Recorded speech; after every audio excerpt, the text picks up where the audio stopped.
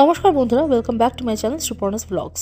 অনেক দিন ধরে ভাবছি একটু পান্তা ভাত খাবো, আর ইউটিউব বা ফেসবুক খুললেই দেখছি প্রচুর লোক এটা খাচ্ছে। কেউ বলছে পাখল ভাত, কেউ বলছে it's good for your gut, probiotic food. তো যাই হোক, তো আজ মন চাইছে একটু পান্তা ভাত খাবো। মিস্টারদের গেছে অফিসে আর আরিয়া সাজেশন স্কুলে, তো একার জন্য আর কিছু রান্না করতে ইচ্ছা করলো না। তো গত রাতের অল্প একটু ভাত ছিল, সেটাই কিন্তু আমি জল দিয়ে ভিজিয়ে নিয়েছি, আর ঠিক করেছি ওর সাথে একটু করবো মুসুর ডালের বড়া। তো এই মুসুর ডালটাই কিন্তু আমি ঘন্টাখানেক ভিজিয়ে নিয়েছিলাম।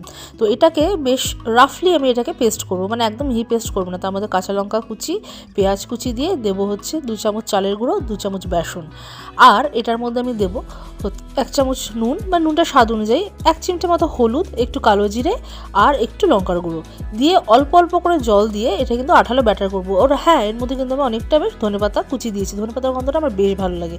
তো এদিকে তেলটা গরম বসিয়ে দিয়েছিলাম। এবার একটু একটু করে চামচের মধ্যে নিয়ে ছোট ছোট বড়া করলেই কিন্তু ভালোভাবে এপিট ওপিট করে ভেজে বেশ মচমচে হবে করলে কিন্তু এখানে রেডি হয়ে যাবে মুসুর ডালের বড়া।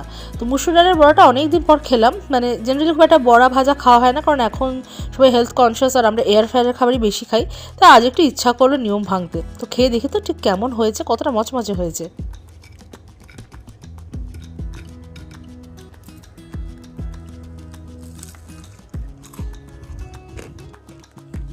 তো বুঝতেই পারছেন যেটা কতটা ক্রাঞ্চি হয়েছে। তো এখানে ভাতটা আমি অল্প করে মেখে নেবো একটু সর্ষের তেল আর একটু শুকনো লঙ্কা ভেজেছিলাম, শুকনো লঙ্কা আর লেবু দিয়ে। তো এটা মেখে তারপরে যেভাবে আমি বাটিতে সাজিয়েছি সেটা তো ভিডিওর প্রথমেই দেখিয়ে নিয়েছি। কেমন লেগেছে ভিডিওটা অবশ্যই জানাবেন। টাটা।